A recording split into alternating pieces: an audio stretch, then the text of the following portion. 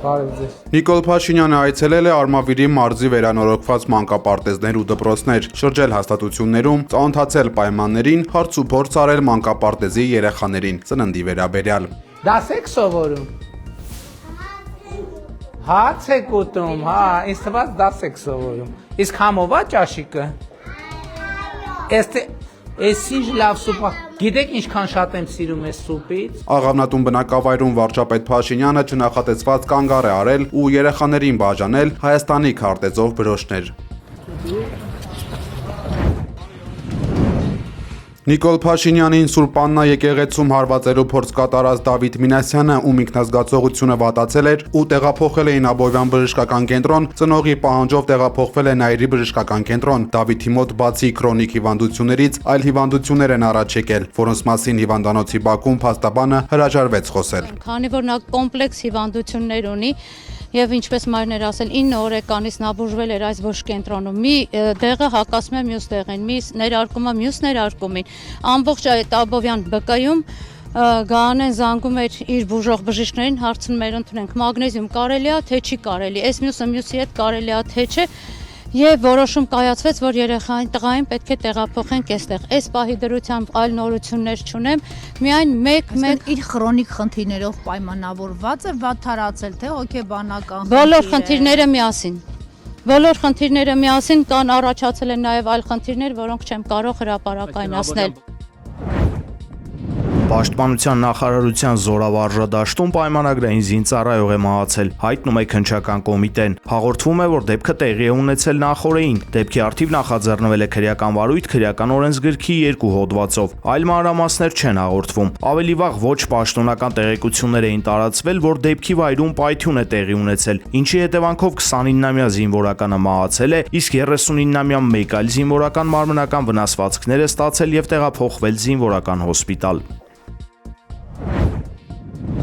Ադրբեջանում պահվող հայ գերիների հարազատները խնդրում են հովանավոր տերության մեխանիզմի գործարկում ապօրինի պահվող բոլոր 19 անձանց նկատմամբ։ Նրանք համապատասխան նամակով դիմել են Հայաստանի արտաքին գործերի նախարարին, Շվեյցարիայի արտաքին գործերի դաշնային դեպարտամենտի ղեկավարին եւ Կարմիր խաչի միջազգային կոմիտեի նախագահին։ Այս մասին տեղեկացնում է միջազգային եւ համեմատական իրավունքի կենտրոնը։ Նամակում հարազատները խորին մտահոգություն են հայտնում Ադրբեջանում Կարմիր խաչի միջազգային կոմիտեի գրասենյակի ամբողջական փակման կապակցությամբ։ Նրանք նկատում են, որ սա զգալի չափով վատթարացրել է գերիների արդեն իսկ ծանր վիճակը։ Հաշվի առնելով վերոգրյալը եւ հիշեցնելով միջազգային մարդասիրական իրավունքի շրջանակում սահմանված պարտավորությունները, մենք ամենայն հարգանքով, բայց նաեւ հաստատակամորեն կոչ ենք անում Հայաստանին պաշտոնապես դիմել Շվեյցարիայի կառավարությանը, որպեսզի շվեյցարական կողմը ստանձնի հովանավոր տերության դերը։ Սա անհրաժեշտ եւ հրատապ քայլ է մեր հարազատների իրավունքների, անվտանգության եւ արժանապատվության պաշտպանությունը միջազգայինորեն ճանաչված մեխանիզմներով ապահովելու համար։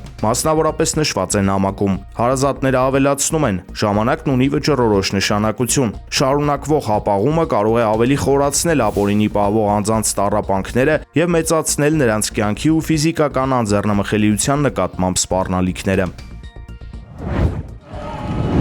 Օլիմպիական խաղերի չեմպիոն, կրկնակի արծաթե եւ բրոնզե մեդալակիր, աշխարհի քառակի ու Եվրոպայի յոթակի չեմպիոն Արթուր Ալեքսանյանը ժամանակավորապես դադարեցնում է իր մրցելույթները, հայտնել է հունարոմեական ոճի ըմբշամարտի Հայաստանի ազգային հավաքականի գլխավոր մարզիչ Արմեն Բաբալարյանը։ Ճերմակարճը բաց կթողնի մոտեցող Եվրոպայի առաջնությունը։ Նրա փոխարեն 97 կիլոգրամ քաշային կարգում մեր երկիրը կներկայացնի աշխարհի միջև 23 տարեկանների չեմպիոն Հայկ Խլոյանը։ نظراتمون رو رد و بدل کردیم. Քարիդարի եւ ներկայի միջև կա միակակնառու տարբերություն։ Այն ժամանակ տարածաշրջանում նավթ ու գազ չի եղել։ ԱՄՆ նախագահ Դոնալդ Թրամփի Իրանին քարիդար վերադարձնելու սպառնալիքին այսպիսի կտրուկ արձագանք է տվել Իրանի արտգործնախարար Աբբաս Արաղչին։ Նախարարը հարցրել է Թրամփին եւ նրան ընտրած ամերիկացիներին։ Նրանք իսկապես ցանկանում են հետ շրջել ժամանակի անիվը եւ զրկվել այդ կարևորագույն ռեսուրսներից։ Դիվանագիտական այս փոխհրաձգությանը զուգահեռ ռազմական գործողությունները տեղափոխվել են նաեւ Իրաքի տարածք։ Հզոր պայթյուններ են որոտացել Իրաքի հյուսիսում։ Ըստ նախնական տեղեկության զոհեր չկան։ Իսրայելական Գուշդան շրջանում իրանական հրթիռների բեկորները վնասել են բնակելի շենքեր, ճանապարհներ եւ մեքենաներ։ Որպես պատասխանատվություն Իսրայելի պաշտպանության բանակը հայտարարել է, թիրախային հարվածներ է հասցրել անմիջապես Իրանի տարածքում գտնվող բալիստիկ հրթիռային համակարգի ավելի քան 50 օբյեկտի։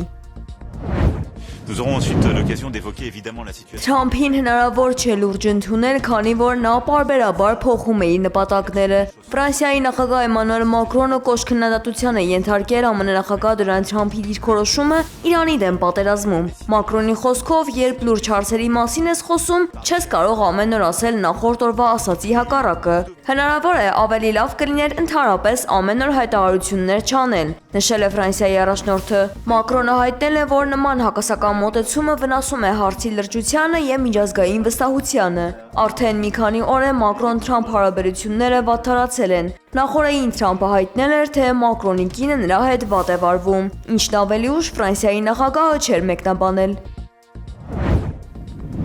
Մեքսիկայի Պուեբլա նահանգում Cessna 172 օդանավի կործանման հետևանքով 4 մարդ է զոհվել։ Ինքնաթիռնոտ բարձրանալուց որոշ ժամանակ անց կորցրել էր կապը դիսպետչերների հետ եւ ընկել արդյունաբերական գոտու մոտակայքում։ Վթարի պատճառը դեռևս հայտնի չէ։